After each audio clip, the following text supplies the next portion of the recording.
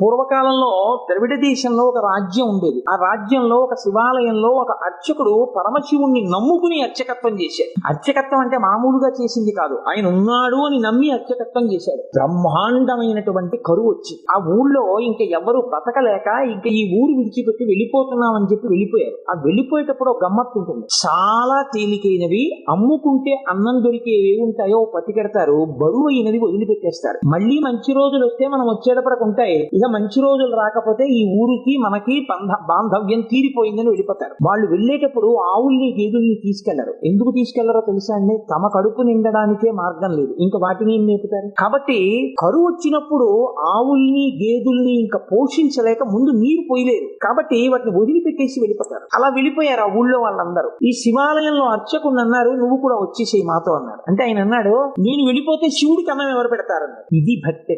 అందరూ వదిలిపెట్టేశారు ఊరు. ఈయన వదిలిపెట్టేయచ్చు, కానీ ఈయన బతకడం కాదు, ఆ గుళ్ళో శివుడు బతకాలి. అందరినీ బతికించేవాడు అందరినీ ఊరు నుంచి పంపించేస్తున్నాడు, వాడికి దయలేనప్పుడు నేనెందుకు ఉండాలనాలి. ఆయన అలా అనలేదు, వాడికి నేను అన్నం పెట్టాలన్నాడు. ఇదే భక్తి అని ఉండిపోయాడు. అందరూ వెళ్ళిపోయారు. ఈయన ఊరు మొత్తం మీద ఒక్కడే ఉండడం అంటే మీరు ఆలోచించండి ఎలా ఉంటుందో. ఇప్పుడు పక్కింటికి వెళ్ళి అడుగుదాం అంటే కూడా ఎవరు లేడు, మాట్లాడడానికి కూడా ఎవడో ఉన్నాడు. ఎవరున్నారు? శివుడే ఉన్నాడు అంతే, నమ్ముకున్నాడు. ఆయనకే చెప్తున్నాడు, అందరూ వెళ్ళిపోయారయ్యా, నేను ఒక్కడనే ఉన్నాను, నీకోసమే ఉన్నాను. నేను వెళ్ళిపోతే నీకు ఇంత ముద్దెట్టేవాడు లేడు, ఇంత ముద్దెడదామని ఉన్నాను. నాకు దొరికితే నీకు సగం పెడతాను, నాకు దొరకడం మానేసింది అనుకో ఇద్దరం వస్తుంది అని చెప్పాడు. శివుడి మనసు కదిలిపోయింది.